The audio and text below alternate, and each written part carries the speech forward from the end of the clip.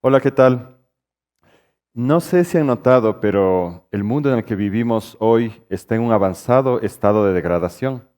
No son solo los sistemas naturales los que están colapsando, sino también nuestros sistemas sociales, económicos, nuestra cultura e identidad. Y esto está ocurriendo en medio de una crisis climática sin precedentes en la historia de la humanidad, de la cual no conocemos todavía cuáles van a ser todas sus consecuencias, pero que sin duda van a ser muy graves. La forma en que producimos y consumimos el alimento es uno de los factores principales en esta degradación que estamos viviendo. Todo lo que va desde la producción hasta el transporte y el consumo de alimentos, por ejemplo, en conjunto, es responsable de hasta un 29% de la emisión de gases de efecto invernadero. Además de eso, en los últimos 60 años hemos destruido ya el 40% de los suelos fértiles del planeta, hemos contaminado las fuentes de agua y reducido el abastecimiento hídrico. Urge entonces encontrar otras maneras de producir y de consumir el alimento. Eh, para alcanzar lo que deberíamos alcanzar, que es la sostenibilidad en la alimentación. ¿Qué significa esta palabra extraña, la sostenibilidad? Bueno, en ecología, la sostenibilidad significa la capacidad de un sistema de mantenerse por sí mismo con sus propios recursos de forma indefinida. Un bosque es un buen ejemplo de un sistema sostenible. Nadie pone riego en el bosque, nadie está llevando abono, controlando plagas en el bosque, sin embargo, el bosque sigue existiendo. Mientras brille el sol va a existir indefinidamente. ¿Sí? Eso es la sostenibilidad. Pero para que podamos alcanzar la sostenibilidad en nuestros sistemas productivos hoy en día, realmente primero tenemos que regenerarlos, porque nuestros territorios está ya degradado a tal punto que no va a alcanzar así solito de forma natural. Debemos regenerar los territorios. Pero esta regeneración no puede ser solamente ecológica, tiene que ser también una regeneración social, ¿sí? Porque somos las personas quienes hemos destruido. Y en un solo día de uso indiscriminado de maquinaria, por ejemplo, una persona puede destruir lo que a la naturaleza le tomó miles de años construir. Si se deja eso solito, un bosque le puede tomar hasta 400 años volver a alcanzar ese estado maduro de sostenibilidad.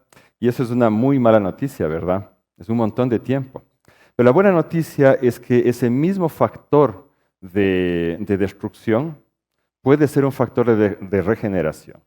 Usando técnicas adecuadas como la agroecología o la permacultura, podemos reducir esos 400 años a apenas 10 años para lograr alcanzar una sostenibilidad. ¿De dónde sacamos el conocimiento para hacer eso? Bueno, una de las fuentes más importantes son los saberes ancestrales.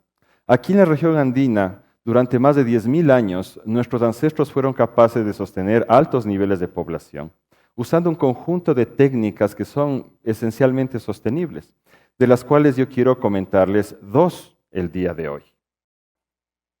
La primera son los camellones. Los camellones son una técnica que se implementa principalmente en zonas inundables como humedales, orillas de lagos, etcétera, y que consiste en la excavación de canales donde fluye el agua de forma permanente o de forma estacional, y que cuando excavas el canal acumulas la tierra de ahí para formar las camas de cultivo, como se ve en la gráfica.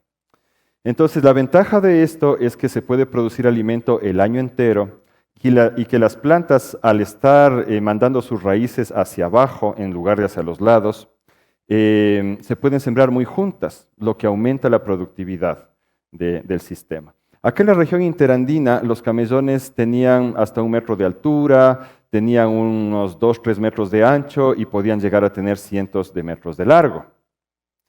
Pero donde realmente esto alcanza su mayor esplendor es en la región litoral, donde los camellones podían tener 2-3 metros de altura, 15-20 metros de ancho y kilómetros de longitud. ¿Sí? Cuando llegaba la época seca, en el fondo de los canales quedaba suficiente humedad para mantener un cultivo, un ciclo de cultivo completo. Cuando volvía la época húmeda y los canales se llenaban, se dejaba el rastrojo del cultivo ahí para que sirva de alimento a una enorme cantidad de crustáceos, moluscos, anfibios y peces, que a su vez alimentaban una gran cantidad de aves acuáticas, mamíferos y reptiles. Y todo esto, el cultivo más los animales, servía de alimento, produciendo grandes cantidades de alimento.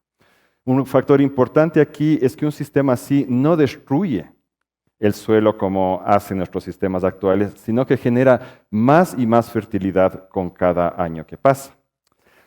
Pero a mí me resulta aún más fascinante la técnica que hoy en día llamamos de bosques comestibles. Y el mejor ejemplo es la Amazonía, donde por miles de años los pueblos originarios fueron reemplazando la flora natural que había ahí, poquito a poco, árbol a árbol, introduciendo plantas útiles, ¿sí?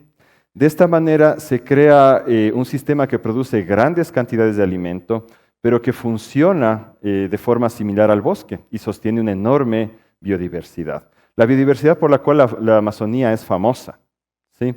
Y que se sostenía en lo que esencialmente fue la huerta más grande jamás producida por la humanidad.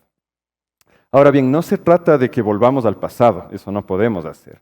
De lo que se trata es de cómo proyectar estos conocimientos y prácticas hacia el futuro, para que podamos regenerar hoy en día los ecosistemas productivos y podamos algún día alcanzar la sostenibilidad. Estos temas han sido los que a mí me han fascinado a lo largo de toda mi vida adulta. En el año 2002 logré convencer a un grupo de amigos para que fundemos lo que ahora llamamos la Red de Guardianes de Semillas. Nuestra intención original era simplemente facilitar el intercambio de semillas campesinas ancestrales, pero muy pronto la red se convirtió en una plataforma de encuentro e intercambio entre familias que se dedican a lo que llamamos regeneración ecosocial.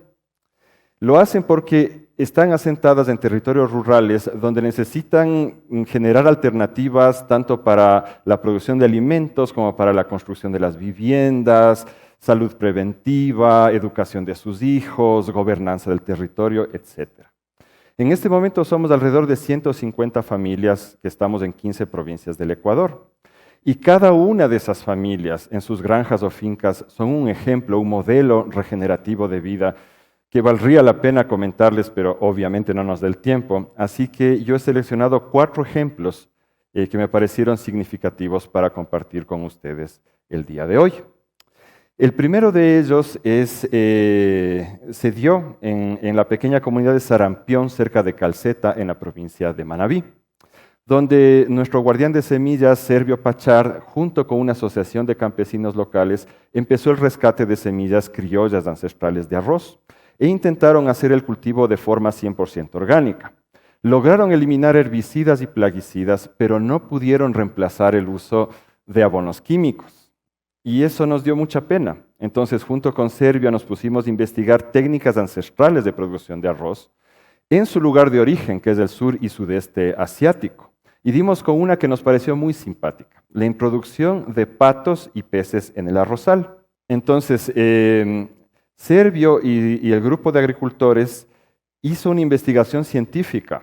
Sembraron una parcela de arroz con patos y peces, y también una parcela testigo con arroz híbrido, con el paquete químico completo. El resultado de esa investigación nos asombró. Sin haber recibido absolutamente nada de fertilización de ningún tipo, sin haber hecho ningún tipo de control de plagas, la parcela de arroz con patos le ganó en un 10% de productividad de arroz al testigo químico. Y cuando analizamos la rentabilidad nos sorprendió aún más. Mientras que la parcela testigo produjo unos $500 por hectárea de ingresos, la parcela de arroz con pato produjo una ganancia de $1,750 por la venta de los patos, los peces y el arroz orgánico. El segundo ejemplo que quiero compartirles es el de la granja de la familia Criollo, que está cerca de Pelileo, en la provincia de Tungurahua. La zona donde ellos viven está tan degradada que ya parece un desierto, ni los eucaliptos logran crecer bien ahí. Y en medio de eso, esta granja es como un oasis. Bajo árboles de aguacate, de tocte, papayuelos, tomates de árbol, crece una combinación de hortalizas extranjeras como la lechuga y la cebolla, junto con plantas ancestrales como el camote, la chira, la papa chaucha. Para el ojo no entrenado, esto parece una pequeña jungla. y funcionalmente lo es un bosque comestible interandino. En esta granjita de apenas 1 hectárea trabajan y viven de ella 9 personas. Y tienen también un pequeño grupo de chanchitos que se encargan del tractoreo, el abonamiento y el control de plagas. Entonces, este es un ejemplo de cómo incluso con escasos recursos se puede lograr una regeneración. El siguiente ejemplo es la finca Mashpichungo, ubicada en el Chocó andino. Allí Alejandro Solano y Agustina Arcos transformaron 9 hectáreas de pastizales degradados en un maravilloso bosque comestible centrado en el cacao fino de aroma. Más de 40 variedades de cacao ancestral se cultivan aquí. Y la técnica básicamente es esta. En cada hectárea se siembran unas 500 plantas de cacao, pero junto a ellas, alrededor de ellas, se siembran alrededor de 2000 árboles frutales y maderables. Y esto crea una gran diversidad. Una cosa que a mí me encanta de esta finca es que todo el proceso se hace ahí mismo, desde la siembra del arbolito hasta el empaquetamiento del producto final, el chocolate Mashpi, que es para mí uno de los más ricos que tenemos en el Ecuador. Y gracias a esa actividad económica se protegen 48 hectáreas de bosque primario y se brinda capacitación a las comunidades campesinas locales.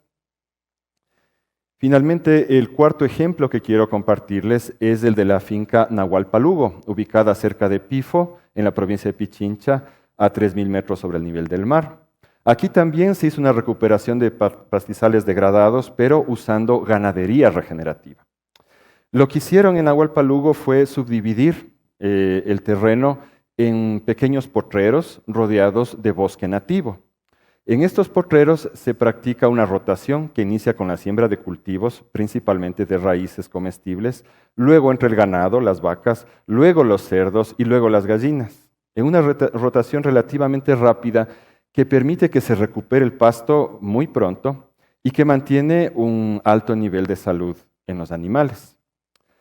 Se considera que si pudiéramos a nivel global introducir tan solo o aumentar tan solo en un 1% la materia orgánica en nuestros suelos, podríamos revertir muchos de los efectos de la crisis climática.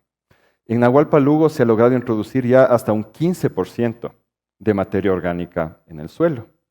Y esto, al mismo tiempo en que se ha dado empleo a unas 20 familias, se ha capacitado a más de 10.000 estudiantes, se ha producido unas 22 toneladas al año de productos lácteos de primera calidad y unas 220 toneladas de productos lácteos al año y unas 25 toneladas de hortalizas para alimentar a la población local.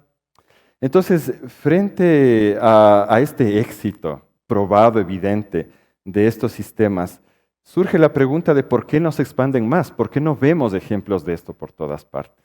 ¿Sí?